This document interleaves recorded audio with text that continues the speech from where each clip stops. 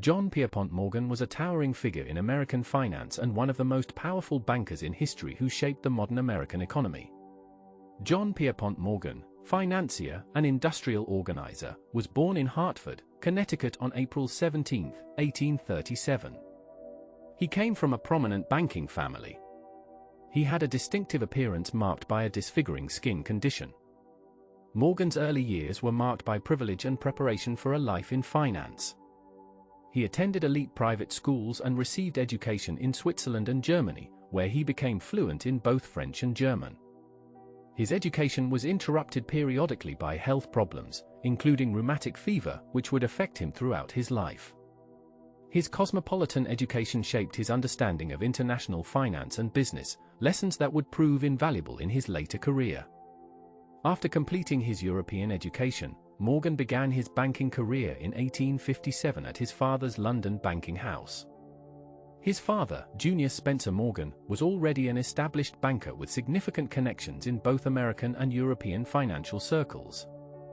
The young Morgan learned the intricacies of international banking, currency exchange, and the financing of international trade. These early experiences gave him insights into how capital flowed between continents and how financial power could be leveraged across borders. In 1858, Morgan moved to New York to work as an agent for his father's firm. He was just 21 years old but already possessed considerable knowledge of banking operations. His position involved facilitating transactions between American businesses and European investors. During this period, he began building the network of relationships that would later form the foundation of his financial empire. Morgan understood that banking was as much about personal relationships and trust as it was about numbers and transactions. Morgan's business ventures during the Civil War were controversial. He engaged in several transactions that, while legal, raised ethical questions.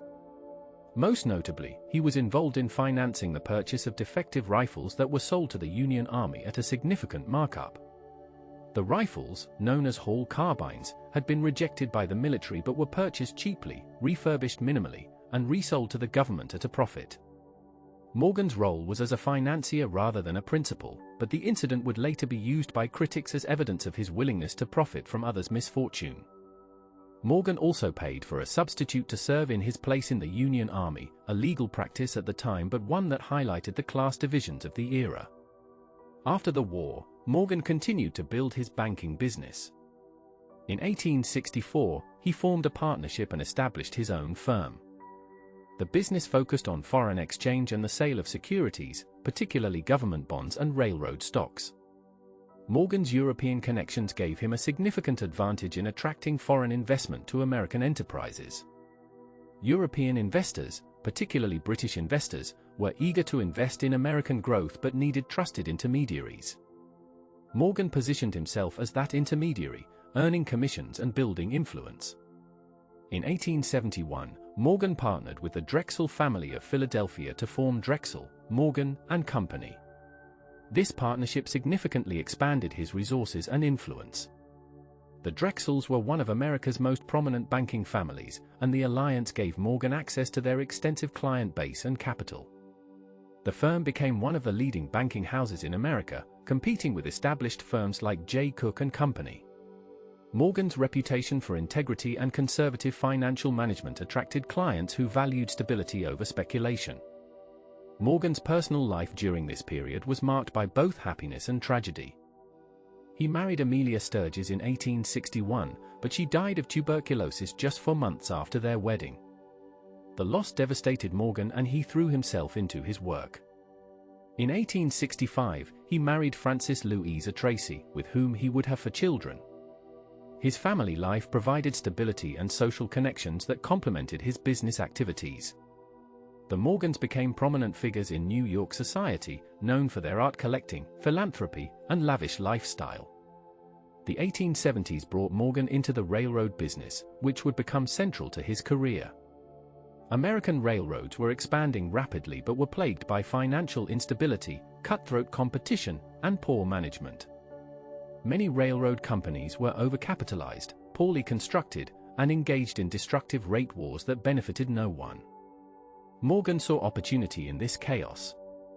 He began reorganizing troubled railroads, a process that became known as Morganization.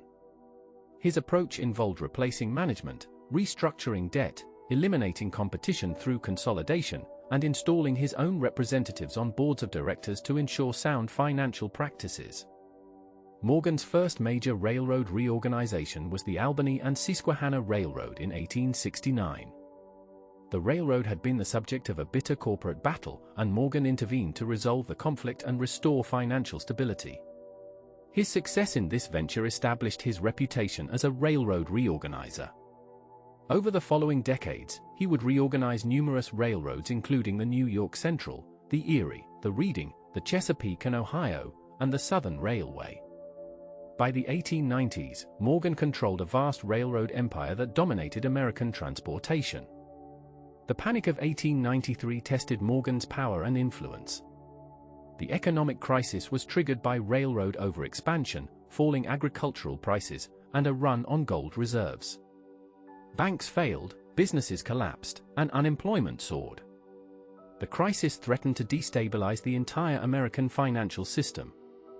Morgan emerged as a stabilizing force, organizing syndicates to support failing institutions and working to restore confidence. His most dramatic intervention came in 1895 when the United States Treasury was running out of gold reserves needed to maintain the gold standard. President Grover Cleveland turned to Morgan for help. Morgan organized a private syndicate that purchased gold bonds from the government, providing the Treasury with the gold it needed to maintain the gold standard. The transaction was controversial because Morgan and his syndicate profited handsomely from the deal. Critics accused him of exploiting the government's desperation.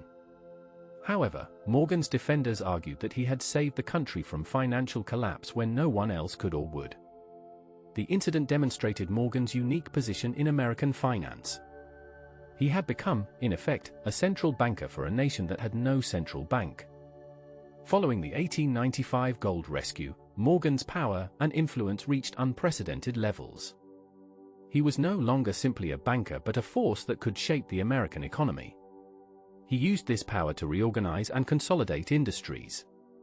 His philosophy was that competition was wasteful and destructive. He believed that large, well-managed corporations were more efficient and stable than numerous small competitors engaged in cutthroat competition. This philosophy led him to organize some of the largest corporate consolidations in American history. In 1901, Morgan orchestrated the creation of United States Steel Corporation, the first billion-dollar corporation in American history. The deal involved purchasing Andrew Carnegie's steel empire for nearly $500 million and combining it with other steel companies to create a massive industrial combine that controlled over 60% of American steel production.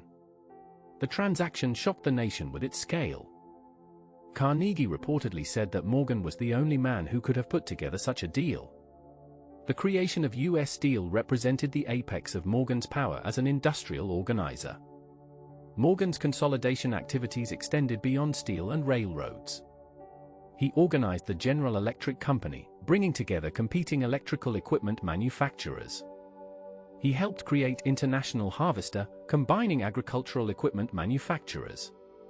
He was involved in organizing the American Telephone and Telegraph Company.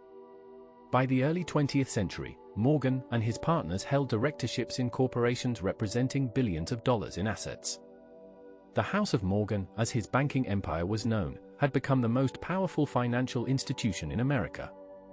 Morgan's appearance was distinctive and somewhat unfortunate. He suffered from rhinophyma, a skin condition that caused his nose to become bulbous, discolored, and disfigured. The condition worsened as he aged, and by his later years, his nose was severely deformed. Morgan was acutely self-conscious about his appearance and hated being photographed. He would reportedly pay photographers to destroy their negatives. Despite his physical appearance, or perhaps because of his sensitivity about it, Morgan cultivated an imposing and intimidating presence. He was known for his piercing eyes and his ability to dominate any room he entered. Morgan was a passionate art collector and philanthropist. He amassed one of the greatest private art collections in history, including paintings, sculptures, manuscripts, rare books, and decorative objects. His collecting was driven partly by genuine appreciation for art and partly by a desire to establish cultural credentials and compete with European aristocracy. He purchased entire collections, sometimes buying everything a dealer had to offer. His collection eventually filled multiple buildings and required professional curators to manage. Much of his collection was eventually donated to museums, particularly the Metropolitan Museum of Art in New York, where he served as president. Morgan's religious life was important to him. He was a devout Episcopalian who attended church regularly and served as a senior warden at St. George's Church in New York. He believed that wealth brought responsibilities and that successful businessmen had obligations to society. However, his philanthropy was selective and often tied to institutions he personally valued. He supported churches, hospitals, museums, and educational institutions. He was less interested in broad social reform or addressing systemic poverty. His charitable giving reflected the paternalistic attitudes of the Gilded Age elite. The Panic of 1907 represented both the peak of Morgan's power and the beginning of the end of his dominance. The crisis began with the failure of several trust companies and quickly spread throughout the financial system. Banks refused to lend to each other, credit froze, and the stock market collapsed. With no central bank to provide liquidity, the financial system turned to Morgan. At 70 years old, Morgan took command of the crisis response. He organized meetings of bank presidents in his library, determined which institutions would be saved and which would be allowed to fail, and personally guaranteed loans to prevent further failures. Morgan's most dramatic intervention came when he locked the presidents of New York's trust companies in his library and refused to let them leave until they agreed to provide funds to save the weakest institutions. He reportedly stood at the door with the key in his pocket while the bankers negotiated inside. The image of Morgan single-handedly preventing financial collapse captured the public imagination but also raised disturbing questions. How could one private citizen wield such power? What if Morgan had not been willing to intervene? What if he had used the crisis for personal gain rather than public benefit? The Panic of 1907 led directly to calls for banking reform and the creation of a central bank. Many Americans concluded that the financial system could not continue to depend on the goodwill of a single banker. The National Monetary Commission was established to study banking reform, and its work eventually led to the creation of the Federal Reserve System in 1913. Ironically, Morgan's success in managing the 1907 crisis contributed to the creation of an institution that would replace private bankers like him as the ultimate source of financial stability. In his final years, Morgan faced increasing criticism and government scrutiny. The progressive era had arrived, and there was growing public hostility toward concentrated wealth and corporate power. In 1912, Morgan was called to testify before the Pujo Committee, a congressional investigation into the money trust. The committee sought to prove that Morgan and a small group of bankers controlled American finance and industry through interlocking directorates and informal agreements. Morgan, now 75 years old, appeared before the committee and defended his practices. During his testimony, Morgan made his famous statement that credit was based primarily on character rather than money or property. When asked about his power, he denied that he had extraordinary influence, claiming that people came to him because they trusted him.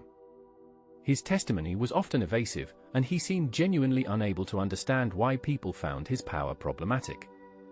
He saw himself as a responsible steward of capital, not as a monopolist or a threat to democracy. The gulf between Morgan's self-perception and public perception was vast and unbridgeable. The Pujo Committee hearings were exhausting for Morgan.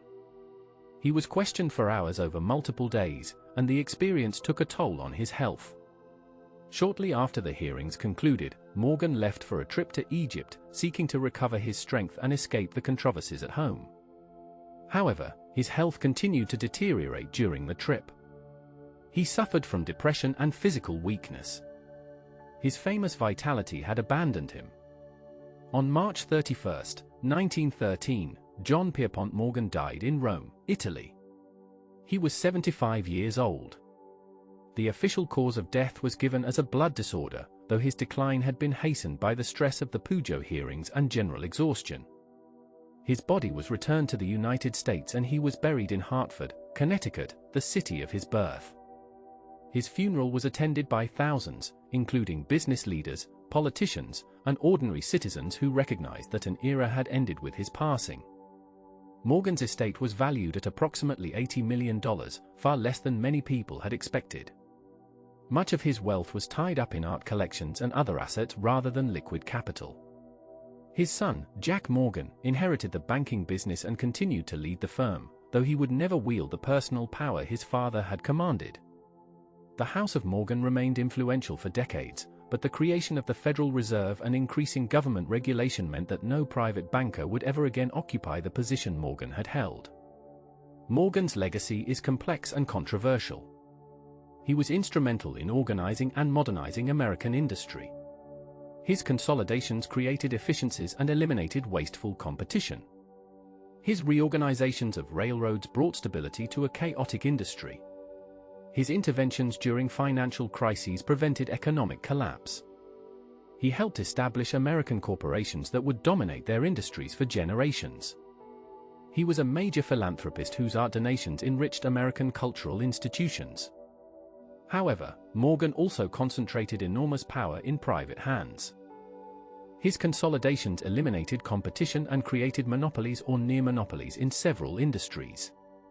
His close relationships with other bankers created what critics called the money trust, a small group of financiers who controlled access to capital and could determine which businesses succeeded or failed. His railroad reorganizations often benefited bondholders at the expense of stockholders and workers. His financial rescues, while effective, demonstrated the dangerous dependence of the American economy on private bankers. Modern historians have debated Morgan's role and significance. Some view him as a constructive force who brought order to chaotic markets and helped build modern industrial capitalism. They argue that his consolidations were necessary steps in economic development and that his character and integrity prevented him from abusing his power. Other historians view him as a robber baron who accumulated excessive power, stifled competition, and exploited his position for personal gain. They argue that his consolidations harmed consumers and workers while enriching a small elite. The truth about Morgan likely lies between these extremes. He was neither a hero nor a villain but a powerful banker who operated according to the values and assumptions of his time. He genuinely believed that large corporations managed by capable men were superior to competitive markets. He saw himself as a responsible steward bringing order and efficiency to American industry. He was also a businessman who profited enormously from his activities and used his power to advance his interests and those of his clients.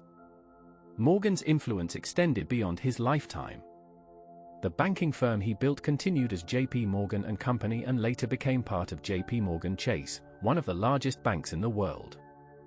The corporations he organized, including U.S. Steel and General Electric, remained major industrial forces for decades. The Federal Reserve System, created partly in response to his dominance, became the cornerstone of American financial regulation. The debates about concentrated financial power that Morgan's career sparked continue to resonate in discussions about banking, regulation, and inequality. Perhaps the most significant aspect of Morgan's legacy was his demonstration of the power of finance capital in industrial society. Before Morgan, bankers had been important but secondary figures in the economy. Morgan showed that control of capital could translate into control of industry. His ability to organize, consolidate, and direct industrial development demonstrated that financial power could be as important as industrial innovation or entrepreneurial vision. This realization shaped economic development and political debates throughout the 20th century and continues to influence discussions about the role of finance in the economy. In the end, John Pierpont Morgan was neither simply a great financier nor simply a dangerous monopolist, but rather a complex figure who embodied both the creative and destructive aspects of American capitalism during the Gilded Age and Progressive Era. His career illustrated how individual ambition and talent could create enormous wealth and power in a relatively unregulated economy. It also demonstrated the dangers of concentrated private power and the need for public institutions to provide stability and oversight. Morgan's legacy includes both the industrial infrastructure he helped build and the regulatory framework created to prevent any individual from wielding such power again. He remains today a symbol of both American financial genius and the excesses of unregulated capitalism, remembered for his power and his disfigured appearance rather than for the full complexity of his life and career.